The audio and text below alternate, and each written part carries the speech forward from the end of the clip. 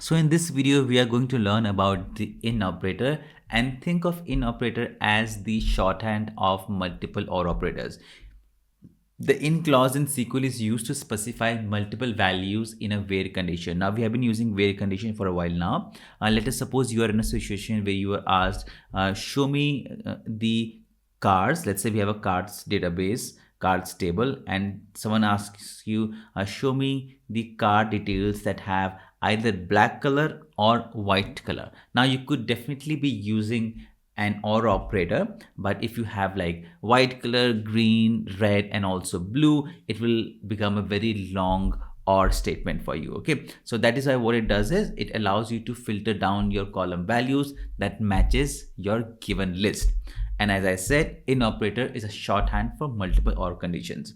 Now to make it more clear, we are going to go into the PG admin and have a look at it, and with the practical example. But before that, let us look at the syntax. The syntax is pretty simple. We first select the columns that we need, followed by the table that we want to pick the values from.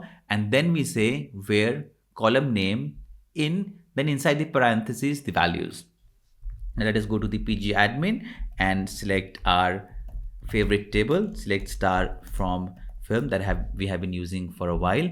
And here we get the column name as title, description, release year, rental duration, rental rate, length, replacement cost, and rating. So let us go ahead and try to experiment something with rating. And let us suppose that someone is asking that they need to see the films that have rating either R or G. As you can see, we have R, PG-13, NC-17, and G. So let us go ahead and look at the data that has the ratings of either R or G. So how we are going to use it using the in operator? We are going to use the where clause, and then the column name that is the ratings, and then use the in operator followed by the parentheses, and inside the quotations we're going to write R because this is a string or a letter. If it was a numeric value, we are not going to use any of this area of these quotations, and then comma followed by again parentheses and then capital G. So what does this SQL query reads? It says select all columns from the table film where rating is either R or G. So let us go ahead and run it. And now we have the output, and let us see that in the ratings we have only R or G.